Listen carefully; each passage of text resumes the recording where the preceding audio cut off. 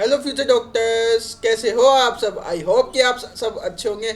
आपकी एग्ज़ाम्स अच्छी चल रही होगी और आप सब बहुत मज़े में होंगे। लास्ट लेक्चर में अपन ने क्या देखा था बच्चों? अपन ने देखा था जो जो अपना रेस्पिरेटरी सिस्टम है उसके अंदर अपन ने देखा था mechanism of the gaseous exchange. आज अपन जो देखने वाले इस लेक्चर में वो है एक्सचेंज ऑफ रेस्पिरेटरी गैसेज, कि कैसे जो अपनी गैसेज है वो ब्लड में आती है और ब्लड से बाहर जाती है, यानी आउटसाइड लंग्स के बाहर कैसे वो गैसेस जाती है और कैसे अपने ब्लड में आती है, प्लस ब्लड में आने के बाद वो कैसे टिश्यूज़ के पास जाती है और कैसे टिश्यूज से ब्लड में आती है और ब्लड से बाहर निकलती है। समझ रहे हो? जैसे आपने अपने ऑक्सीजन ली, इनहेल किया, रेस्पिरेशन की प्रोसेस की, ऑक्सीजन अंदर आई, फिर वो डिफ्यूजन के थ्रू किस में जाती है? ब्लड में जाती है, फिर ब्लड से वो टिश्यू में जाती है ऑक्सीजन। ठीक है, फिर टिश्यू भी तो ऑक्सीजन को यूज करके कार्बन डाइऑक्साइड को बनाता है, जो कार्बन डाइऑक्साइड क्या होती है? टॉक्सिक होता है और अपने लिए क्या होता है? वेस्ट। फिर अपन को उसको बाहर निकालना है तो वो वापस से डिफ्यूजन करेगा, डिफ्यूजन करके वो किस में आएगा? टिश्यू से ब्लड में आएगा, फिर वो ब्लड से लंग्स में आएगा, लंग्स से किस से जाएगा? बाहर जाएगा।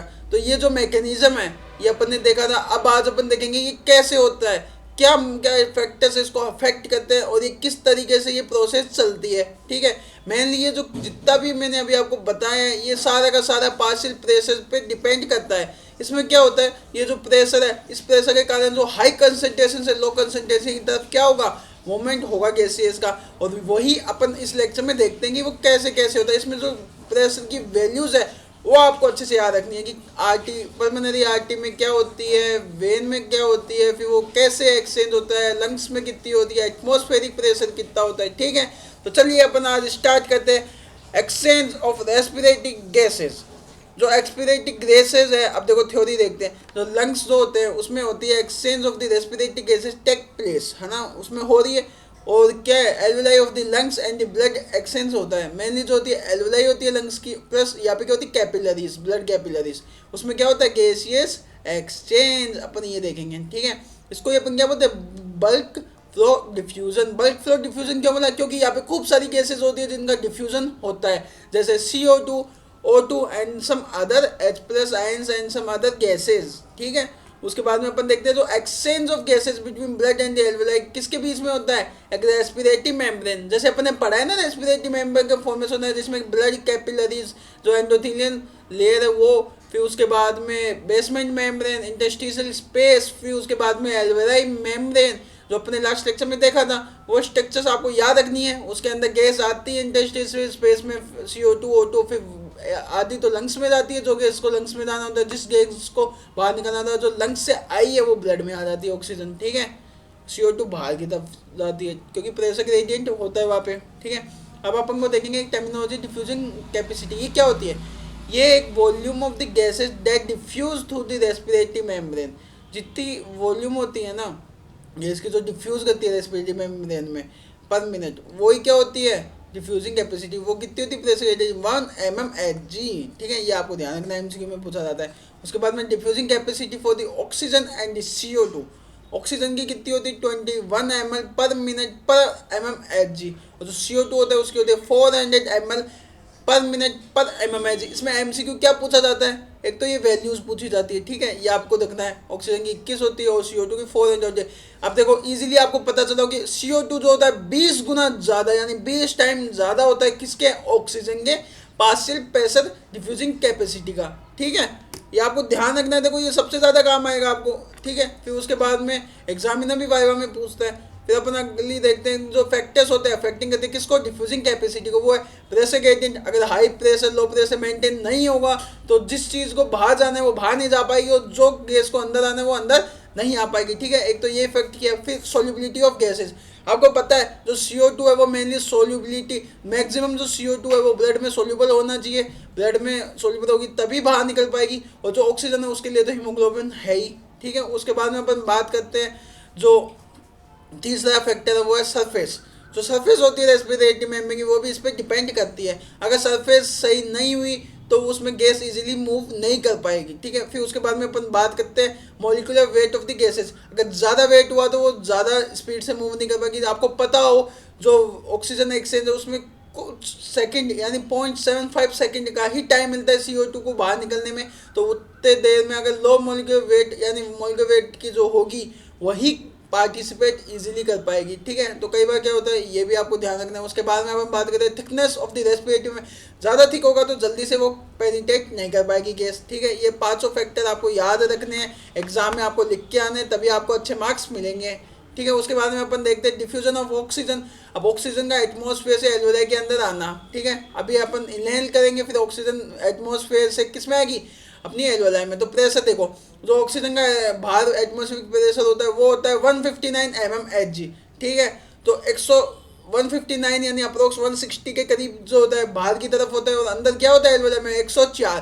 तो इजीली हाई टू लो आ जाएगा, ठीक है। प्रेशर ग्रेडियंट जो जिसका डिफरेंस है वो 55 mmHg का यानी 55 का क्या हो गया, इसमें डिफरेंस हो गया, ये आपको ध्यान रखना है। देखो यहाँ तक अपन लेके आ गए, अपन इसको एल्वेलाई तक लेके आ गए। अब एल्वेलाई से अपन को इसमें किस में डालना है, ब्लड में। तो अब देखो जो एल्वेलाई है उसमें अपन ने कितना देखा था, देखो इसमें एक इंपॉर्टेंट चीज़ है, जो when the blood passes through the pulmonary capillary the RBC is exposed, यानी RBC जो होती है ब्लड में एक्सपोज होती है कैपिलरी से इस मेम्ब्रेन में, रेस्पिरेटरी मेम्ब्रेन में, कितनी देर के लिए, 0.75 सेकेंड। ये आपको ध्यान रखना है, MCQ वाइवा में पूछा जाता है। तो जो होता है ऑक्सीजन का डिफ्यूजन फिर क्या होगा, बहुत तेजी से होगा प्लस इफेक्टिव होगा, ठीक है, इसके कारण। और जो fortunately this is possible because of the pressure gradient, pressure gradient के कारण ही इतनी स्पीड से कर पाते हैं अपन, ठीक है।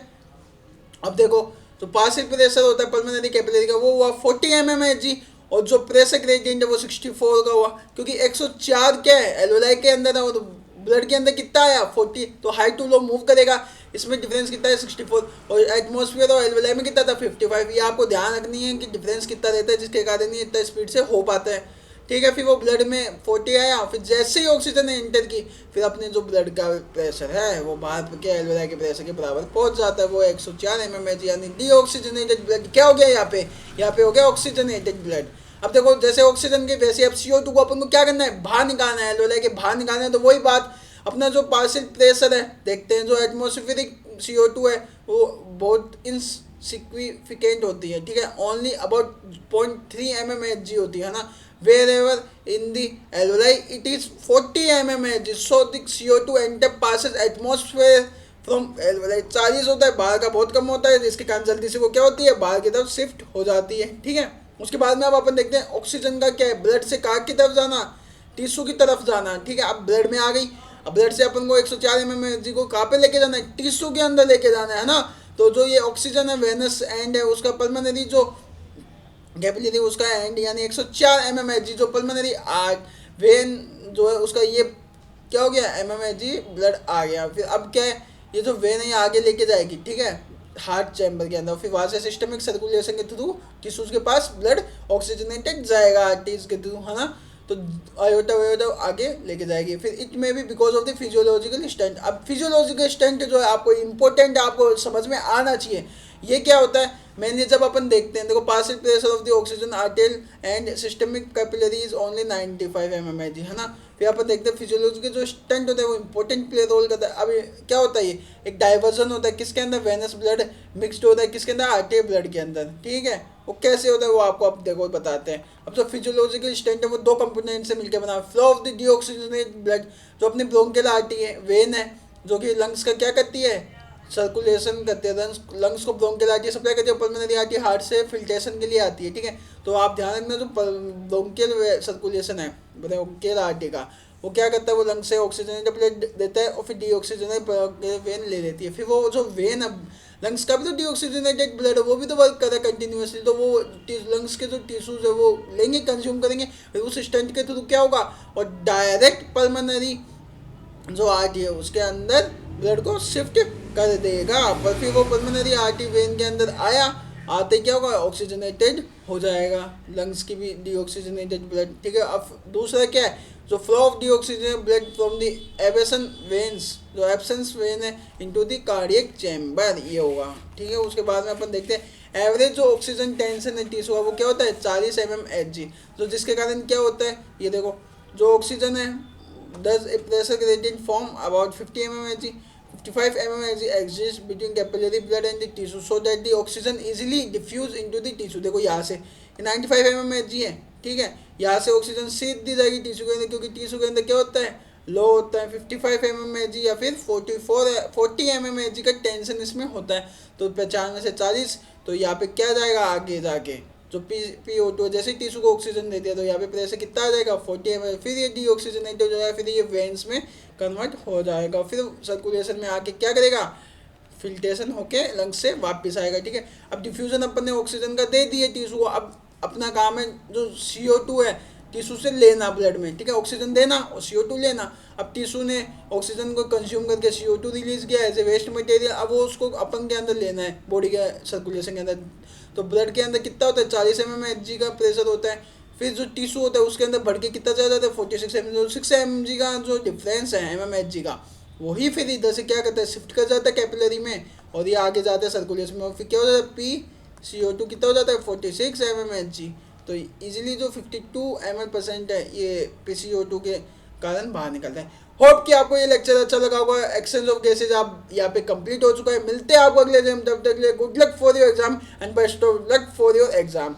And do like share subscribe to our channel. अपने दोस्तों के साथ इस लेक्चर को शेयर कीजिए, आपको इससे बहुत बेनिफिट मिलेगा। और कोई डाउट हो कोई क्वेरी तो आप हमें कमेंट सेक्शन में पूछ सकते हैं। Thank you so much for watching this lecture.